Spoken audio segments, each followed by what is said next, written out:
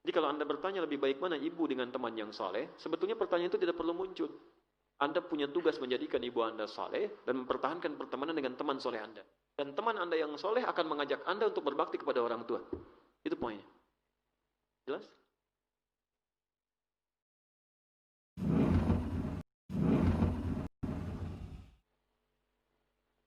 Ustaz, lebih utama mana antara ibu dan teman yang saleh?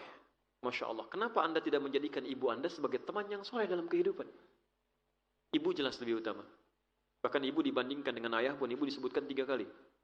Bahkan dalam Al-Quran setelah mengatakan sembah Allah, berbakti pada orang tua, ibu yang disebutkan pertama kali. Quran surah ke-31 ayat ke-14. Posisi paling kiri sebelah atas. Quran surah ke-46 ayat ke-15. Posisi paling kiri sebelah atas. Saya mau tunjukkan bagaimana di Quran surah ke-31 ayat ke-14. Ibu orang tua yang beda agama saja tetap ada penghormatan di Quran dan dimintakan untuk mengajak pada kebaikan. Lihat kalimatnya. Wassaynal insana biwalidayhi wa wassaynal insana biwalidayhi. Dan kami wasiatkan kepada setiap manusia untuk berbakti pada kedua orang tuanya. Setelah itu ibu disebutkan, hamadathu ummu. Kalau kamu sedang merasa capek, punya masalah dengan orang tuamu, coba bayangkan bagaimana susahnya orang tua itu merawat kamu. Minimal ibu kamu aja. Bawa-bawa kamu itu 9 bulan mengandung. Hamalathu ummu wahnan ala wahnin.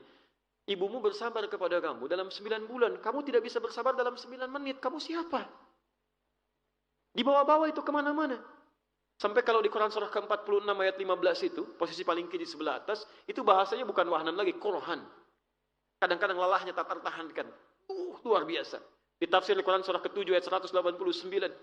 Falamma athqalat, maka tatkala semakin sulit, berat miling kanan susah, kiri susah. Allahu Akbar. Bahkan saat lahir masih diberikan ASI juga. Kadang-kadang diajak ke pesta, gitu kan? Ada haflah, ada zafaf. Begitu undangan mecahin gelas, ditahan-tahan malunya.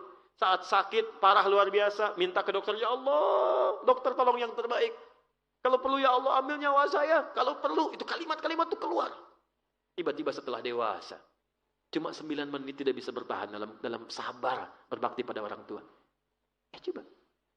Wa fisaluhu fi amaini an ishkurli, itu bagian dari syukur kepadaku. Wali walidayya ilayil masir. Ayat 15 ini yang indah. Wa in jahadaka ala an tusyrika bima laysa laka bihi ilmun fala tuti'huma. Tapi jika ibunda kamu atau ayahanda kamu beda keyakinan denganmu, kemudian memaksa engkau untuk beribadah menurut kepercayaannya, jangan ditaati. Tolak dengan cara yang lembut. Wasahibhuma fid dunya ma'rufa. Tapi jangan sampai perbedaan keyakinan itu menjadikan kamu berbuat buruk pada orang tua. Tetap temani dia. Bahasanya sahib dari kata sahabat.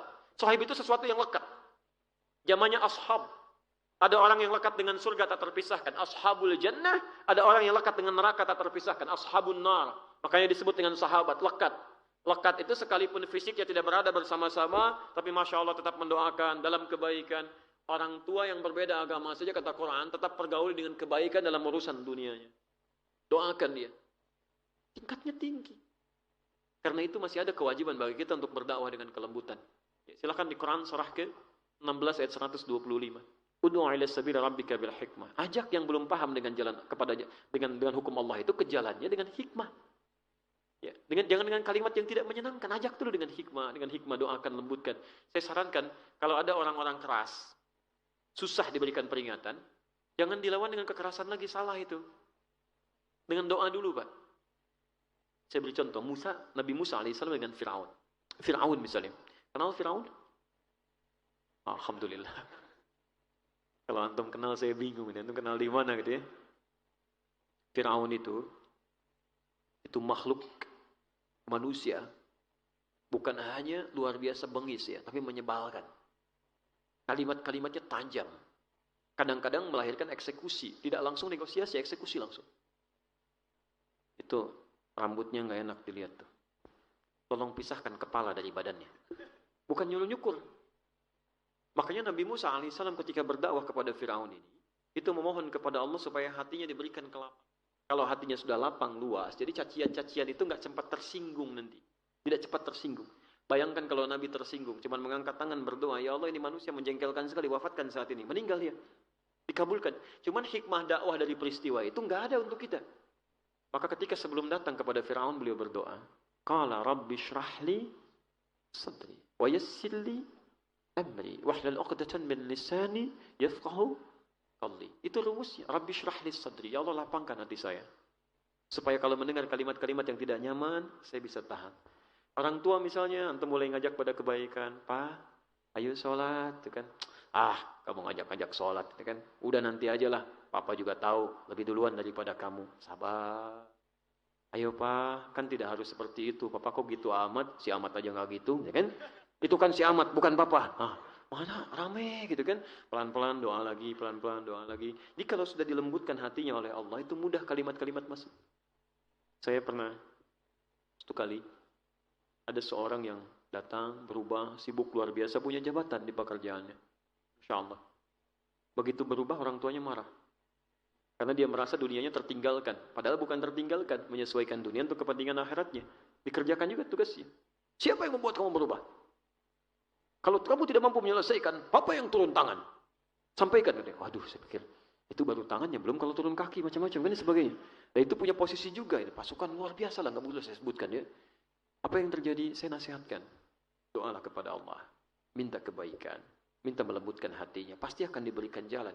Dan ini poinnya, tetap berbakti kamu pada orang tua seperti sahabat dulu pernah mengalami peristiwa itu. Jadi setiap keperluan apa-apa berikan.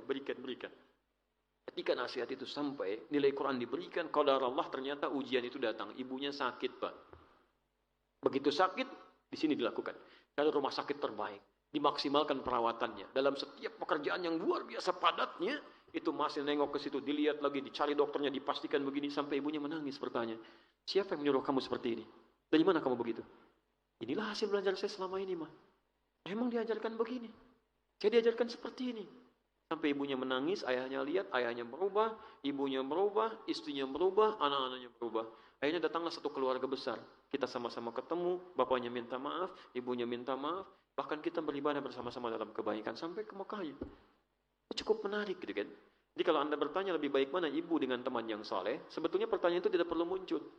Anda punya tugas menjadikan ibu Anda saleh dan mempertahankan pertemanan dengan teman soleh Anda. Dan teman Anda yang soleh akan mengajak Anda untuk berbakti kepada orang tua. Itu poinnya. Jelas?